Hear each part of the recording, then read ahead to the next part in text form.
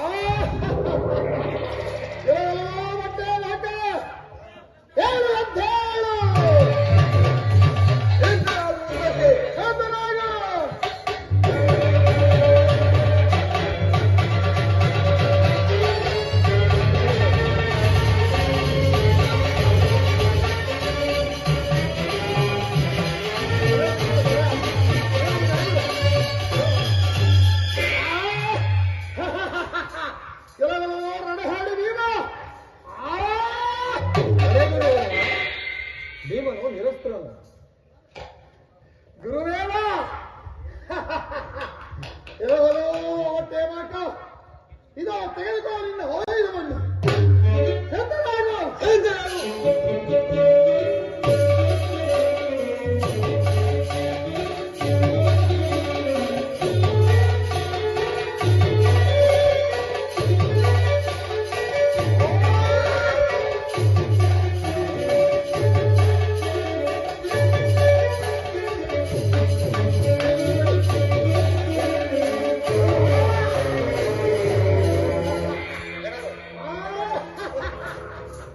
ರಣಹಾಡಿ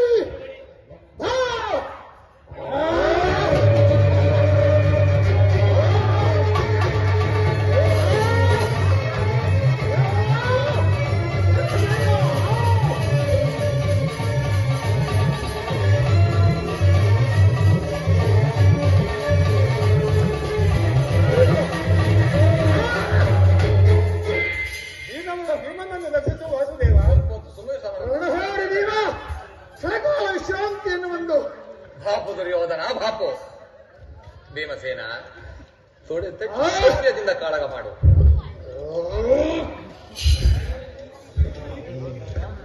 ಈಗ ನೆನಪಿಗೆ ಬಂತು. ಸಿದ್ಧನಾದ ಯುದ್ಧಕ್ಕೆ ಸಿದ್ಧನಾಗು.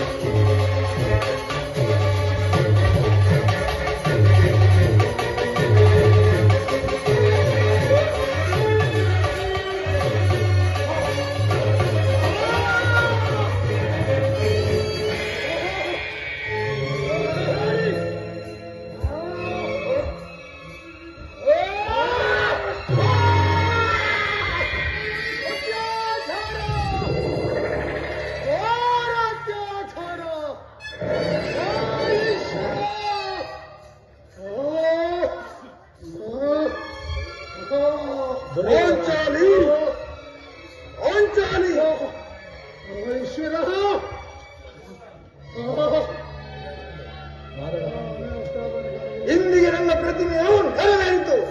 ನಿನ್ನನ್ನು ವ್ಯವಸ್ಥೆಗೊಳಿಸಿ ಅಪಮಾನ ಮಾಡಿದ ಆ ದುಷ್ಟ ಕೌರವನ ಭಾರೆಯನ್ನು ಮುರಿದು ಅವರಿಗೆ ಕಳೆದಿದ್ದೇನೆ. ಈಶ್ವರ. ದುರ್ಯೋಧನ ನನ್ನ ಪ್ರೇಷಕ ವೀರ ಮರಣವನ್ನೂ ಒಂದು